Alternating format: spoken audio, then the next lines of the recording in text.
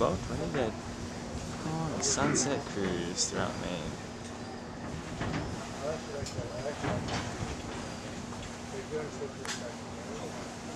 There's some light over there that you might get a real decent picture. Yeah, I really like that. You having a good time? Yes. Good. I love Maine. Was your lobster good? Yes. Tasted like shrap. Shrab, I mean. A mixture of shrimp and crab. You like the swordfish? Yeah, that was good too. Good, good. You're happy? Yeah. Okay. The city of Portland itself off to our left-hand side. These are two separate cities. See, DeMillo's Marina off to our left, fairly full of yachts these days. They're at 100% capacity as we're in the full swing of the summer season. See a couple of these larger yachts, so the Mamu 6. You got the Betty Jane up here heading off to our left-hand side. They're just visiting us for a week or so, maybe a couple of weeks at a time here. As far as the price tag on these yachts go, folks, well, put at least 6 zeros behind it, if not 7. They're not cheap. We'll take a look at some of the piers on the Portland side of the channel here as we make our way down the Fall River nice and slow, yeah? Large ships and large tug and barge units into the various berths we have here in Portland Harbor. Currently they're operated by the Portland Towboat Company in conjunction with McAllister Tug out of New York, New York.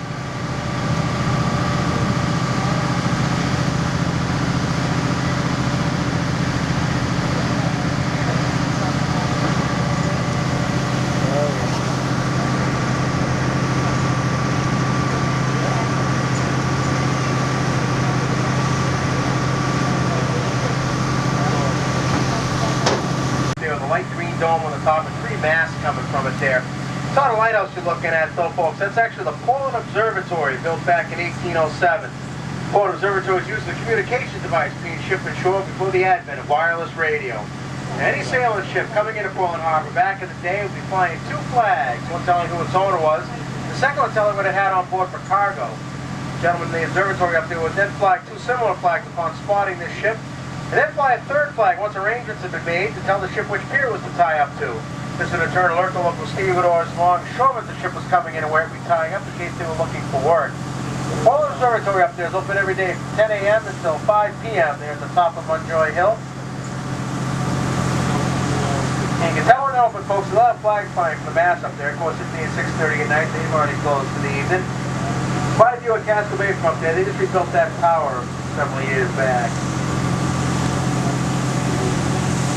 Has on it the Governor Baxter School for the Deaf. You can see some of the campus buildings there through the trees if you look carefully enough. There's also quite a few trails around Mackworth Island, fairly popular with the joggers in the town of Falmouth as well. And Mackworth Island is connected to the mainland by a bridge on the opposite side of the island from where we are.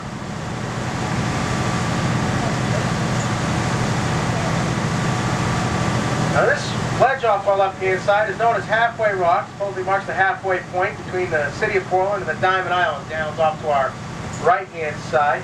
Now, oftentimes it's a spot where we'll see seals, but you know, folks, I hate to say this to you, the Empire has struck out today. We are 0 for 3 on our trip today to seeing seals. I think a lot of it has to do with the muddy waters we got around here right now. But we'll take a look around the corner. You never know. Sometimes they'll show up. And a lot of times we'll see them swimming around the ledge and they're up there basking on it. So we'll see if we have any luck here as we make the corner. Grown up now, so kind of hard to discern or notice the difference between the younger ones and the older ones now. Now we're getting towards the end of the summer season. See a couple of the white birds over here off to our left-hand side. They got gray, black, or brown polka dotted backs. Those are, of course, seagulls. Fairly common up and down the east and west coast of the United States. Seagulls are scavengers. They'll eat just about anything. Their favorite pastime, well, they do a pretty good job on the windshield of my truck. I got to give them credit for that. And you see all these black-colored birds on top of the ledge here, too, particularly up on the middle there on top, the highest part of the ledge. Those black birds are what we call cormorants. Locally, we call them shags.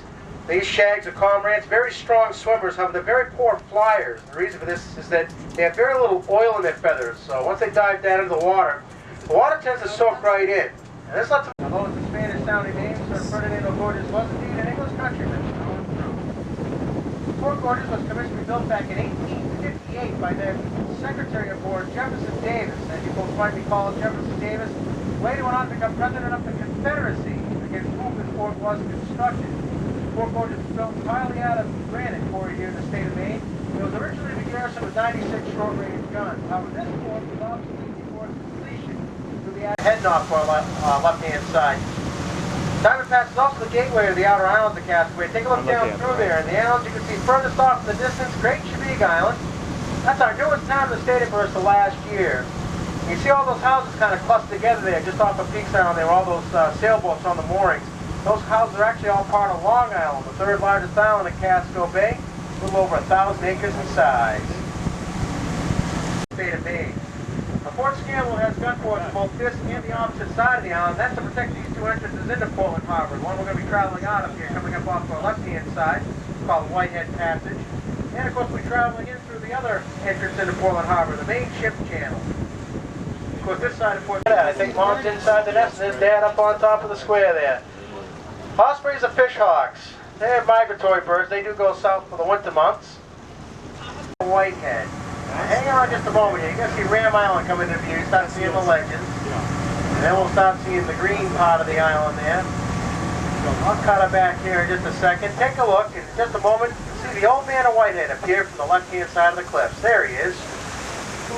See the profile of him there? The forehead, the nose, the chin there? Right there. In just a moment, you can see a lighthouse up here. There it comes right up from my... Casco Bay measures 18 miles long, 200 square miles in terms of size. By the way, folks, those islands out there, 4.3 miles away from us, the lighthouse, 7.5 miles away. Inside, of course, you see this other one very distinctly above the tree line here, directly off to our right-hand side as well. Now, both those observation towers were manned during both World Wars I and II by Army and Navy personnel, keeping an eye out towards sea.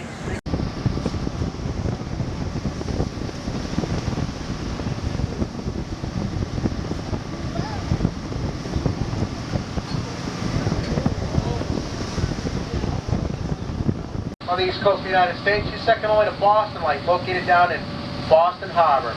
Portland Headlight was commissioned to be built back in 1789 by then President George Washington. Was the ninth act he passed as President of the United States. Portland Headlight was first lit back in 1791 using oil lamp. And she's been lit every night since, with a few exceptions.